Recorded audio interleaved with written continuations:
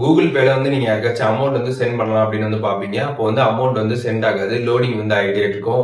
இல்லைன்னா பாத்தீங்கன்னா server down அப்படின்ற மாதிரி வந்து வரும்.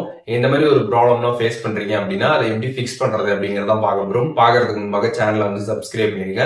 ஸோ ஃபர்ஸ்ட் ஆஃப் ஆல் நீங்க கூகுள் பேல வந்து பேமெண்ட் வந்து சென்ட் பண்றவங்க பாத்தீங்கன்னா சர்வர் டவுன் வந்து வரும். இந்த மாதிரி வரதுக்கான காரணம் என்ன அப்படின்னு பாத்தீங்கன்னா பேங்க் சைட்ல வந்து சர்வர் ப்ராப்ளமா வந்து இருக்கும். அதனால பாத்தீங்கன்னா நீங்க வந்து அமௌண்ட் சென்ட் பண்றப்ப அமௌண்ட் வந்து சென்ட் ஆகாது. ஸோ இதை ஃபிக்ஸ் பண்ணணும் அப்படின்னா நம்ம என்ன பண்ணணும் அப்படின்னு பாத்தீங்கன்னா கொஞ்ச நேரம் நீங்க வெயிட் பண்ணணும். வெயிட் பண்ணிட்டு அதுக்கப்புறமா நீங்க வந்து ட்ரை பண்றீங்க அப்படின்னா கண்டிப்பா பாத்தீங்கன்னா உங்களுக்கு பேமெண்ட் வந்து சக்சஸ்ஃபுல்லா வந்து சென்ட் ஆயிடும். ஸோ இந்த மாதிரி சர்வர் வந்து டவுனா இருக்கிறப்ப நம்ம வந்து என்னதான் ட்ரை பண்ணாலும் திருப்பி அதே மாதிரி தான் வந்துகிட்டு இருக்கும். அதனால உங்களுக்கு அந்த நேரத்தில் அர்ஜென்ட்டா பண்ணணும் பேமெண்ட் அப்படின்னு நினைக்கிறீங்க அப்படின்னா நீங்க வேற பேங்க் அக்கௌண்ட் வந்து வச்சிருக்கீங்க அப்படின்னா அந்த அக்கௌண்ட்டை நீங்க ஸ்விட்ச் பண்ணி நீங்க பேமெண்ட் வந்து பண்ணலாம். அப்படி இல்லை அப்படின்னா நீங்க கொஞ்ச நேரம் வந்து வெயிட் பண்ணுங்க. வெயிட் பண்ணிட்டு அதுக்கப்புறமா நீங்க வந்து பேமெண்ட் பண்ணுங்க. உங்களுக்கு சக்சஸ்ஃபுல்லா பாத்தீங்கன்னா வந்து பேமெண்ட் வந்து சென்ட் ஆயிடும். அண்ட் மெயினான விஷயம் நீங்க தெரிஞ்சுக்கணும், இந்த மாதிரி சர்வர் டவுன் ஆன டைம்ல நீங்க பேமெண்ட் வந்து சென்ட் கொடுக்குறப்ப அந்த பேமெண்ட் பாத்தீங்கன்னா உங்ககிட்ட இருந்து வந்து சென்ட் ஆயிருக்கும். ஆனா அந்த ரிசீவருக்கு பாத்தீங்கன்னா அமௌண்ட் வந்து போயிருக்காது. அமௌண்ட் மொத்தம் பேங்க்ல இருந்து டெபிட் ஆயிருக்கும். இந்த மாதிரி ஒரு ப்ராப்ளம் நீங்க வந்து ஃபேஸ் பண்றீங்க அப்படின்னா நீங்க வந்து அடுத்த பேமெண்ட்டை உடனே வந்து பண்ண முடியாது. அந்த அமௌண்ட் உங்களுக்கு வந்து ரீஃபண்ட் வந்து ஆகணும். அந்த அமௌண்ட் ரீஃபண்ட் ஆகிறதுக்கு பாத்தீங்கன்னா வந்து உங்களுக்கு கொஞ்ச நேரத்திலேயே கூட ரீஃபண்ட் ஆகலாம். இல்லைன்னா ஒரு 3 days கழிச்சு வந்து ரீஃபண்ட் வந்து ஆகும்.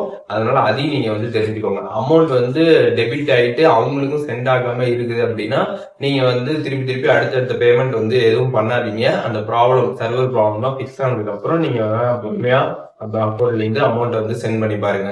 அண்ட் ஆல்ரெடி டெபிட் ஆன அமௌண்ட்டும் பாத்தீங்கன்னா உங்களுக்கு சீக்கிரமாவே வந்து கிரெடிட் ஆயிடும். அதை நினைச்சு நீங்க வந்து பயப்பட தேவை கிடையாது. அண்ட் அதுக்கப்புறம் இந்த மாதிரி நீங்க பேமெண்ட் வந்து பண்றப்ப பேமெண்ட் வந்து சென்ட் ஆகாம இந்த மாதிரி லோடிங் ஆகிட்டே இருக்குது அப்படின்னா நீங்க என்ன பண்ணலாம் அப்படின்னு பாத்தீங்கன்னா ஜஸ்ட் நீங்க ஜிபே அப்ப பிளே ஸ்டோர்ல வந்து அப்டேட் பண்ணிட்டு அதுக்கப்புறம் கூட நீங்க பேமெண்ட் சென்ட் பண்ணி பார்க்கலாம். அப்படி பண்றப்பையும் உங்களுக்கு இந்த ப்ராப்ளம் வந்து ஃபிக்ஸ் வந்து ஆகும். அண்ட் அதுக்கப்புறம் உங்களோட இன்டர்நெட் கனெக்ஷன் வந்து நீங்க ஒன் டைம் வந்து ஆஃப் பண்ணிட்டு அதுக்கப்புறம் திருப்பி ஆன் பண்ணி நீங்க வந்து பேமெண்ட் பண்ணி பாருங்க. அப்படி பண்றதுனாலும் இந்த ப்ராப்ளம் நீங்க வந்து ஃபிக்ஸ் பண்ணிக்க முடியும். ஸோ இந்த ஒரு ப்ராப்ளம் பொறுத்தளவுக்கு கம்ப்ளீட்டா வந்து பேங்க் சைட்ல இருக்கக்கூடிய ஒரு சர்வர் இஷ்யூனாலதான் அண்ட் நெட்வொர்க் இஷ்யூனாலையும் இந்த மாதிரி வந்து வரும். அதனால இது வந்து கொஞ்ச நேரம் தான் வந்து இருக்கும். அதுக்கப்புறம் ஆட்டோமேட்டிக்கா சால்வ் ஆயிடும். அதனால இதை நினைச்சு யாரும் பயப்பட தேவை கிடையாது. இந்த ப்ராப்ளம் வந்துருச்சுன்னா கொஞ்ச நேரம் வெயிட் பண்ணிட்டு அதுக்கப்புறம் நீங்க பேமெண்ட் பண்ணுங்க. பேமெண்ட் பாத்தீங்கன்னா சக்சஸ்ஃபுல் ஆயிடும். இந்த வீடியோல உங்களுக்கு எதுவும் டவுட் இருந்துச்சு அப்படின்னா கமெண்ட்ஸ்ல மென்ஷன் பண்ணுங்க. நான் எல்லாருக்குமே ரிப்ளை பண்ணுவேன்.